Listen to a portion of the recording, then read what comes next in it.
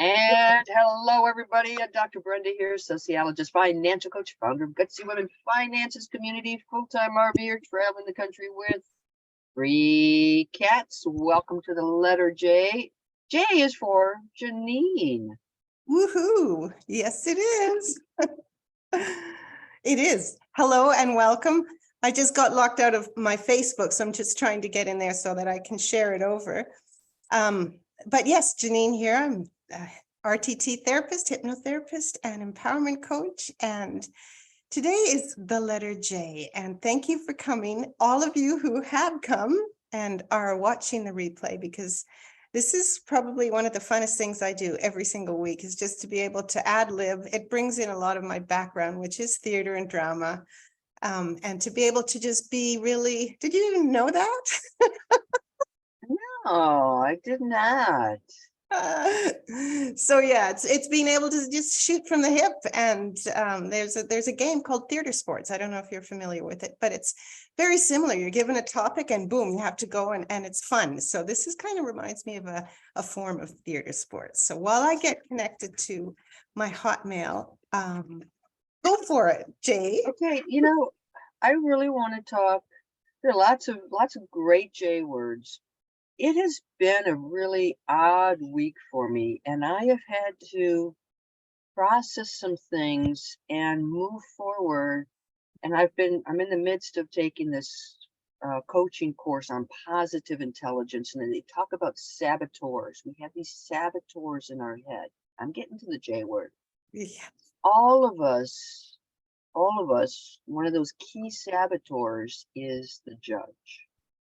And I was feeling really shitty about myself earlier this week. I'm in San Diego area, and I met with a couple of coaches, and I'm in downtown San Diego, and I'm looking at how, wealthier people live. And, you got $3,000 1-bedroom apartments in downtown San Diego. And I got back to the RV, and I'm like, I'm really pretty poor, relatively speaking. And how come I don't have that? And I was a little bit jealous. And then I caught that judge. It's the judge that is judging myself based on things that I no longer really give a shit about, Janine. And so I had to stop myself. It helped me in a couple of ways. I mean, one is I realized that my business model, where I'm like, want to talk to career women, and career women can be, women in corporations. And I'm thinking those people who are in those $3,000 apartments are looking at me in my RV, and I am their worst nightmare, Janine. I am their worst nightmare. And a lot of people I talk to, I'm living their dream life. But for those people, I am their worst nightmare. And I thought, why am I trying so hard to connect to this group who don't describe to my values and my perspectives and my joy, my form of joy? Why aren't I taking who I really am? Who I am is somebody who fought for justice for 20 years, somebody who's worked in nonprofits, worked on grants, worked on causes that were important, worked with, government, federal agencies, and I know how they work. And so I've worked in a very different environment. I have a PhD. Why aren't I focused on women with advanced degrees? So by kind of going through that whole process and thinking about that judge and thinking about how I told my sister, I said, I am this hippie nomad about to move into a co-op. I mean, okay, embrace it. This is who I am. Don't fight it, embrace it. But I had to really stop and tell that judge to go away. That's my big J word of the week. And I have been moving to a place where I feel even more committed to knowing I know what my priorities are. I know what brings me joy. And I got to live that. This is my life. These are my rules. These are my values. This is me. I I'm not going to do well fitting into that corporate mentality, fitting into that I gotta have more, fitting into status, fitting into stuff, fitting into owning more junk. Whew, I got that off my chest. So I'm feeling good now. But as much as we preach to people about some of these things, it enters our own lives. Oh, totally. And we have to recognize it and pause it and stop it and move into a better direction. That was jam-packed, and there Yeah. was a lot of information, and it's so true that we look towards our neighbors to try to fulfill one of our most basic needs, and that is to belong. And when we have that competitive or that sort of judgment that's going on, that's what comes up, is like we feel that we're not enough, or we feel that we're trying to fulfill somebody else's expectations or meet expectations that we may have adopted but aren't really truly authentically genuinely ours. Yeah. So I hear that, and it's a hard battle when the judge shows up and starts to tell you what you need to do when it doesn't align with your values or your sense of freedom or whatever that is. So yeah, I've always find a good way to deal with that. And it's the awareness, like you said, and the acknowledging that, oh, there's this part of me that's just showing up. What the heck are you doing in here? What are you doing trying to take over? Brene Brown has a beautiful metaphor that she uses, that she goes, don't let the parts drive the car. You can put them in the back seat. So you want to always be driving the car, and sure, your parts are going to show up. And this is IFS, internal family systems, right? So there's the judge that comes up, different archetypes, different emotions like fear or anger. And when they start to get into the steering wheel and drive your car, you're in the back going, oh, this is such a crazy ride. I don't want to go there. And then there's all these conflicts. So you got to move them over, get in there. And if they're a loud voice, put them in the back seat. And if they're really loud, throw them in the back trunk and lock it out. Yeah, you're there. Toss them out the car. What's that? Toss them out the car. I lost my video, so don't know why. You'll come back. I know it. I have faith.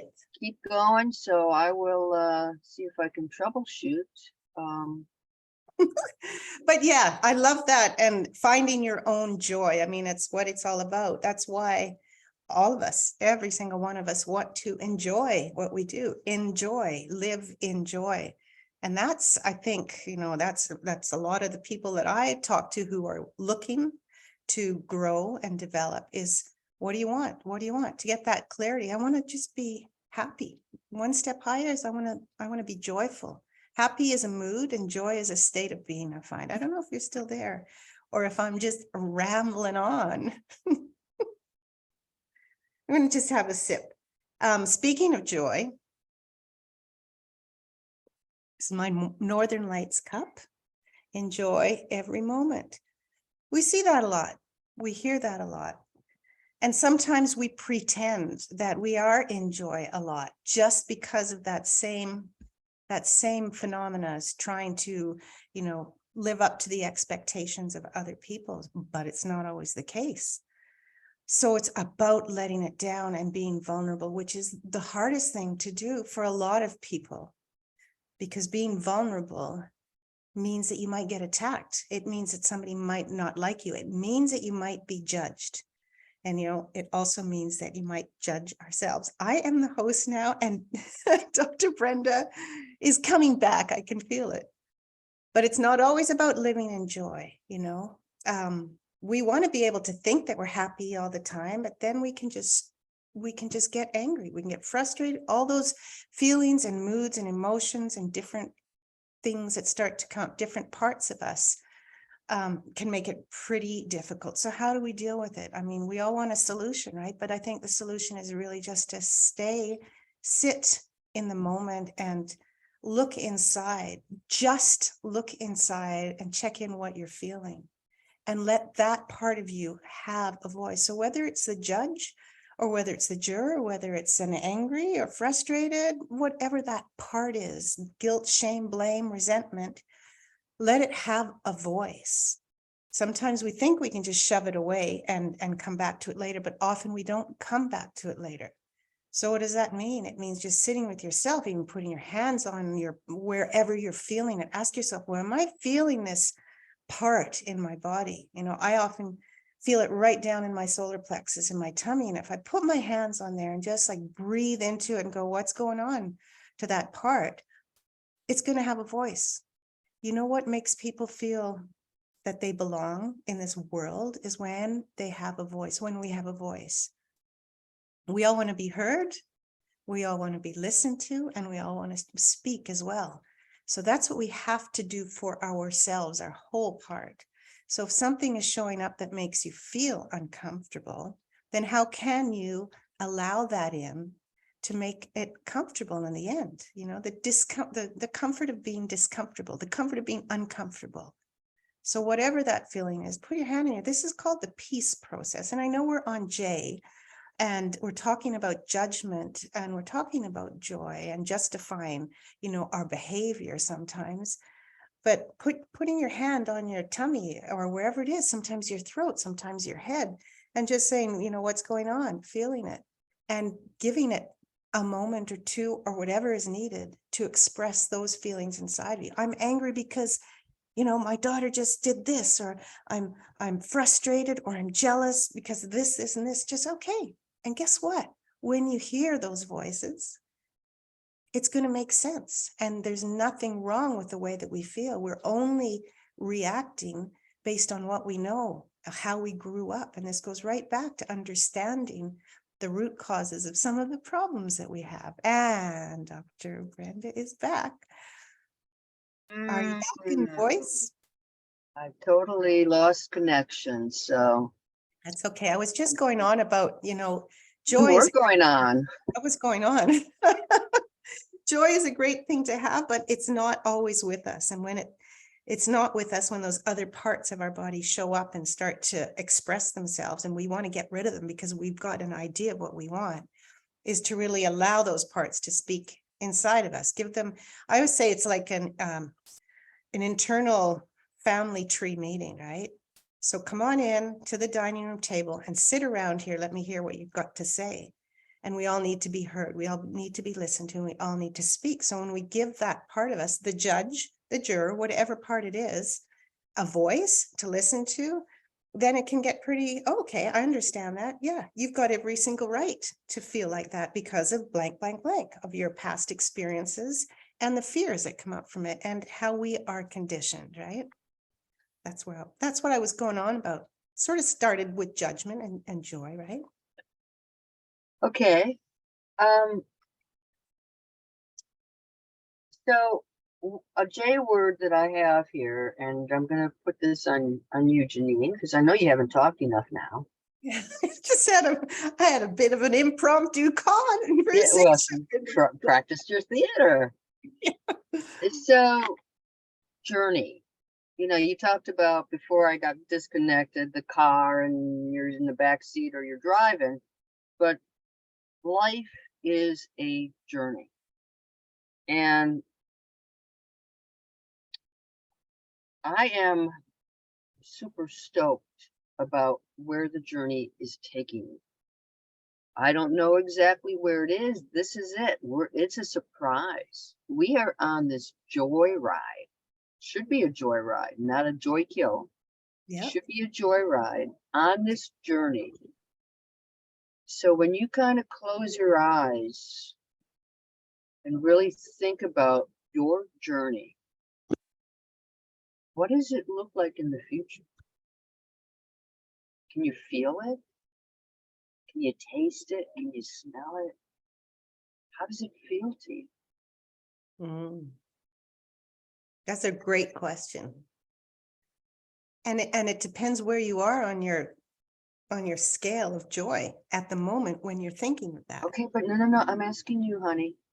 I know, and I'm just giving you that preempt because my scale of joy is down around 3 or 4 right now. So therefore my vision or my dream or my journey ahead has come down to a smaller scale than what it would be when I'm, free and wild and feeling fantastic. Okay. So right now, we've had some family turbulences over the last 24 hours and still in the midst of the muck of it. Right now, what I consider my journey is a healthy and happy family period, including myself. And that will be a journey that really fulfills me. And if I've got to think about that today as I move through different pieces, because we never know when somebody is going to go. And part of this kind of feeling that's coming up now is I'm putting in a victim impact statement for a dear friend who died 3 years ago, who in a terrible motorcycle accident. And so this brings up feelings, it brings up emotions. You know, I got my family as well to put a statement in for the sentencing, which is coming up. And it just takes us back and forth, you know. And, you know, my daughter said, you know, I'm sick of what's going on. I don't know what's going on. And I said, well, just be it. There's nothing wrong with you. And she gets mad at me when I say there's nothing wrong with you, because we all react the way that we're supposed to react based on our past experiences. And when we can accept that, when we can really recognize and acknowledge that, oh, that's okay, I acted like this because of this reason. It's understanding. Understanding is key. And it helps us move through those turbulences. So as I'm talking about this, you know, my vision, my dream, my journey is to have that. Talk to me maybe at the end of the day or tomorrow when I've sort of conquered a few of these internal battles that are going on. And it could be much bigger. It could be speaking on the stage in front of, you know, hundreds and thousands of people. It could be that. It could be traveling. I've got a, and if you don't, make sure you have a, I don't know, box where your thing where you want to do everything before you die. What's it called? Bucket list. Bucket list. If you don't have a bucket list, get one. It's not a joke. But so many women I speak to in their 50s and 60s don't have a bucket list because they're so used to doing things for other people. So yeah, my bucket list has components of my journey in there. I don't have a bucket list. I have an opportunity bin. Yeah, whatever you call treasure chest. I mean, because I have found that when I open my life to opportunities, things pop up. Trip Good. to Machu Picchu, safari in South Africa, things pop up and I just jump at it, but they're not necessarily on a list. So, Yeah. but I want to, you know, I'm sorry you've got to handle those things right now. And as the parent, and I mean, I think back to my kid is independent, so I'm kind of like, Hands-free. thankfully at that point.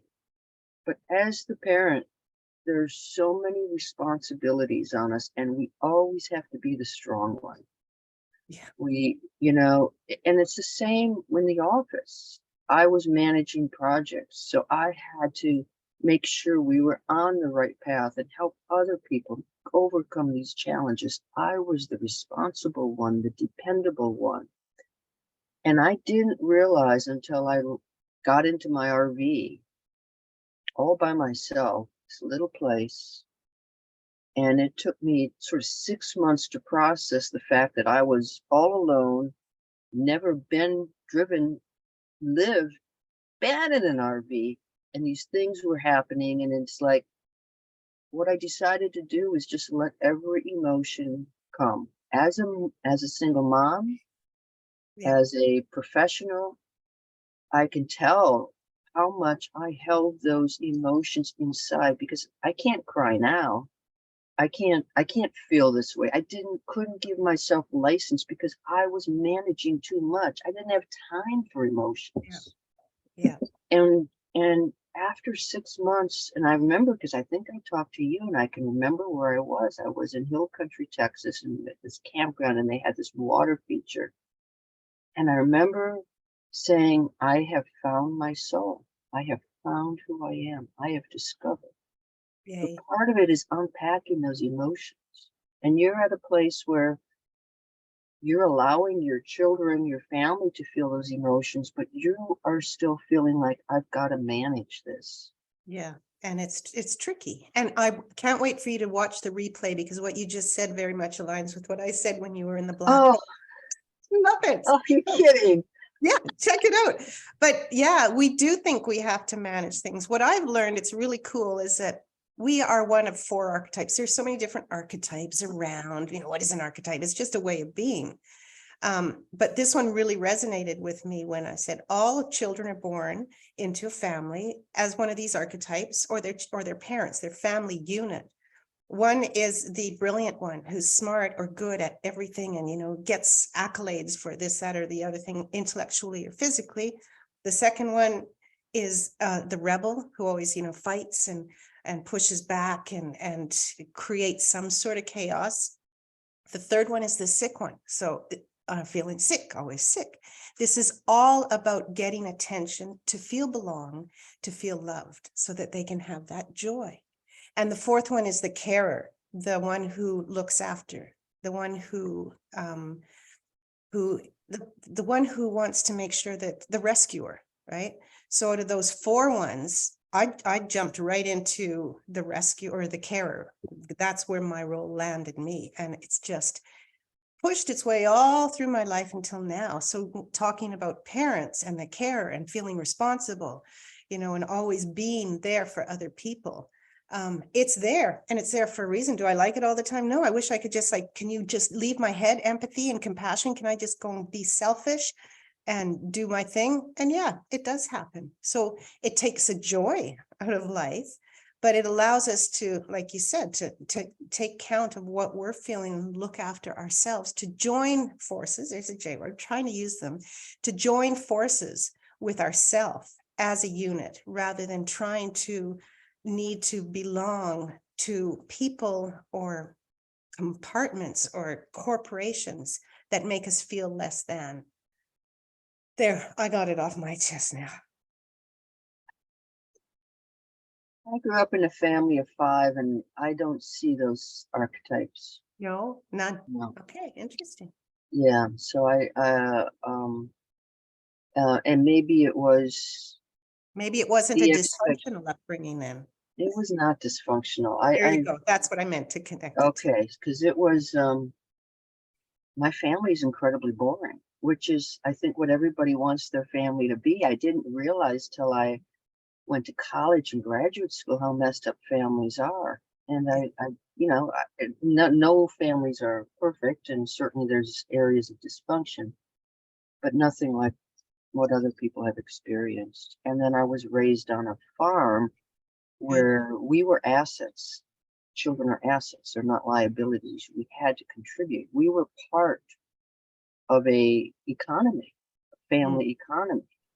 Yeah. And we all had these expectations that we would contribute, and we did. So I think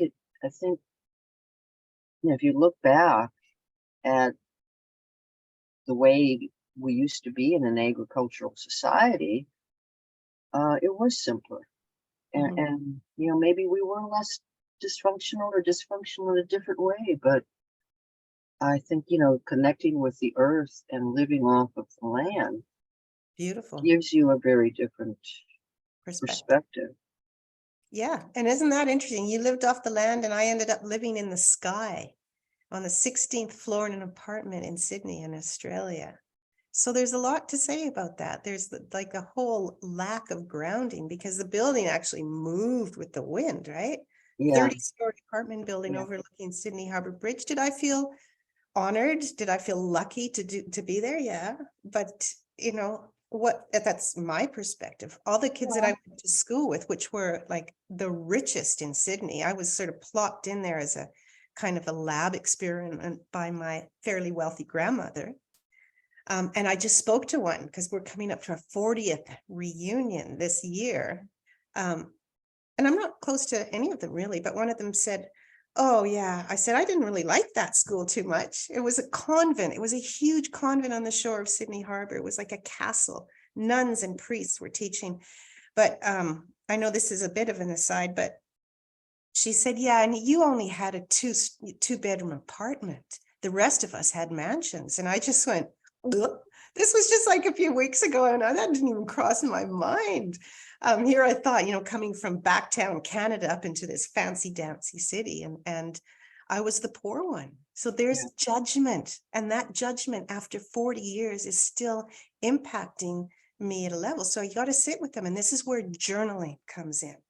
This is where we got to, when something triggers you and something activates you, give it time, give it space, get it out, express it somehow, whether it's movement and whether it's dance, writing, whatever it is, singing, poetry, hiking, journaling. Journaling is a great thing because it allows you to articulate and grab those feelings and emotions. In our jovialness, we're sitting here going, yeah, this is kind of a offbeat kind of alphabet game, but Yeah, well, this is life. It can't be joyful every day. Yeah. And, we are two women who are generally very upbeat about life, but we get kicked in the gut too. And it hurts. It does. So, And no matter how hard we try to be, this is my favorite J word that I came, it's a new one. No matter how hard we try to be juvenescent, it's difficult sometimes. Juvenescent is getting youthful or becoming young, childlike, youthful and innocent. There's joy in juvenescence. Mhm, mhm. Yeah. And one of the J words I have down here is jealous.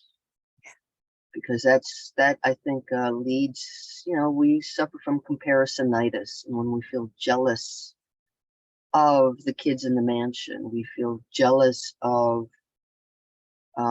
somebody else's success. We're using We somebody feel else's jealous of women. measures. We feel jealous of women traveling in an RV, seeing all the sights and hiking up the mountains when we're struggling at home with our kids. You're right. Yeah. And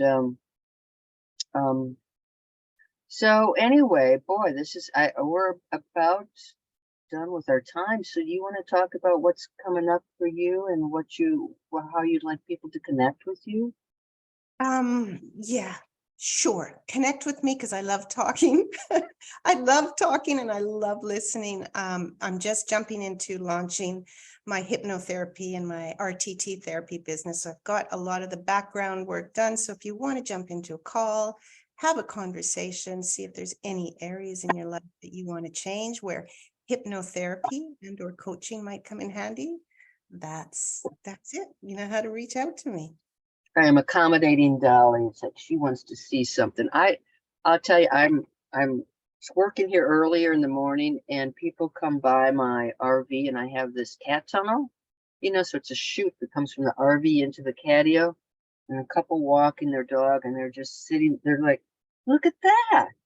Come here, look at that. And they come walking toward my site and I can just see the smile on their faces. And it's like, it gives me such a kick to see people how, like, look what she did to that RV. Look at the kitties. They're in the RV. Okay. So that's my piece of joy. So I had to accommodate Miss Dolly here. So she wanted to see something outside. But it is, we're almost into May, and May is Make More Money.